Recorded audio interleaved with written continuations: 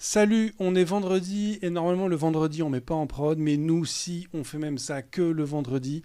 Bienvenue dans la mise en prod du vendredi, le format hebdo de IFTTD où on déploie 3 séquences, le bug de la semaine, le hotfix et le rollback.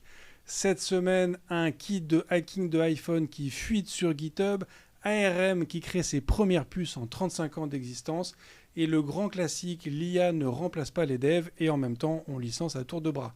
Allez, c'est parti, on déploie. Imagine, tu ouvres un site web normal, un site d'information, un e-commerce de fringues, un site de vidéo, et silencieusement, sans que tu le saches, ton iPhone se fait entièrement aspirer. Mot de passe Wi-Fi, calendrier, portefeuille de crypto, données de santé, tous tes messages WhatsApp, iMessage, tes photos, tout se fait entièrement aspirer en quelques minutes.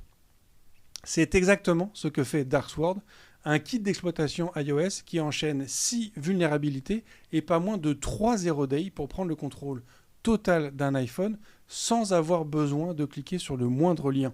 Pas besoin d'installer quoi que ce soit, tu visites une page web et c'est fini. Jusqu'à la semaine dernière, c'était un outil d'espionnage réservé plutôt à des États, utilisé par des groupes liés à la Russie, notamment contre des cibles ukrainiennes, ou par des groupes de surveillance turcs par exemple, ou encore par des acteurs en Arabie Saoudite ou en Malaisie. Le genre de truc qui coûte des millions sur le marché des exploits. Et puis, quelqu'un a leaké une version sur GitHub le 23 mars, en HTML et en JavaScript. Pas compliqué, pas obfusqué, du code lisible que n'importe quel dev peut déployer sur un serveur en quelques minutes. Le problème d'échelle est massif car aujourd'hui un quart des iPhones et des iPads tournent encore sur iOS 18. Donc sur 2,5 milliards d'appareils Apple actifs, ça fait des centaines de millions d'appareils qui sont aujourd'hui vulnérables. Apple a certes patché, mais combien de temps pour que tous les appareils soient enfin protégés ? Le hotfix de la semaine, c'est ARM qui fait pour la première fois en 35 ans quelque chose qu'il n'a jamais fait jusque-là, fabriquer sa propre puce. Pour ceux qui ne suivent pas forcément l'actualité hardware de près, ARM, c'est la boîte qui dessine l'architecture des processeurs. Et quasiment tous les processeurs mobiles aujourd'hui sont conçus par ARM. Ton iPhone, ton Android, toutes les puces Apple Silicon de ton Mac, les Gravitrons d'Amazon, tout ça, c'est de l'ARM. Mais ARM ne fabrique rien. ARM dessine les plans et vend des licences. C'est donc l'architecte, pas le maçon. Jusqu'à mardi dernier. Mardi, le CEO, René Haas, a dévoilé l'ARM AGI CPU, le premier processeur physique conçu et vendu par ARM, 136 cœurs gravés en 3 nanomètres chez TSMC et optimisé pour l'inférence IA en data center. 2 fois plus performant en termes de watts comparé à un rack x86 classique. Et les premiers clients, ce ne sont pas des petits clients. On y retrouve Meta qui a notamment co-développé cette puce, mais on y retrouve aussi OpenAI, Cloudflare ou SAP.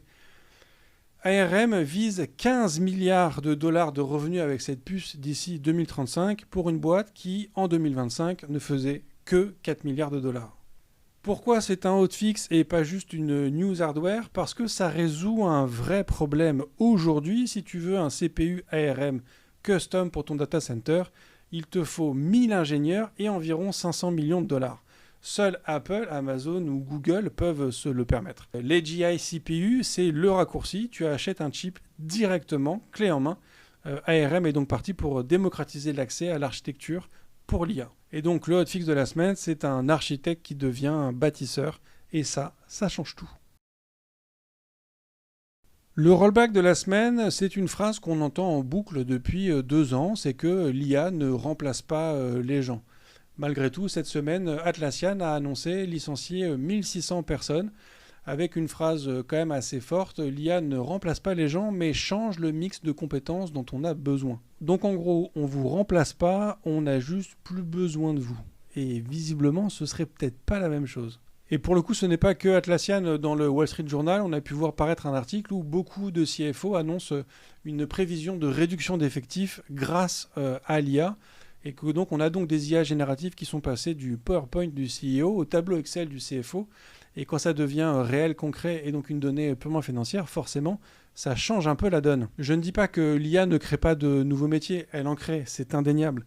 Je me dis juste que la phrase « l'IA ne remplace pas les gens », c'est un peu la nouvelle version de « votre appel est important pour nous » qu'on entendait avant. C'est une phrase qu'on nous dit juste avant de faire exactement l'inverse. Le vrai sujet n'est pas de savoir si l'IA remplace ou non les gens, mais c'est de savoir comment est-ce qu'on peut chacun se rendre irremplaçable.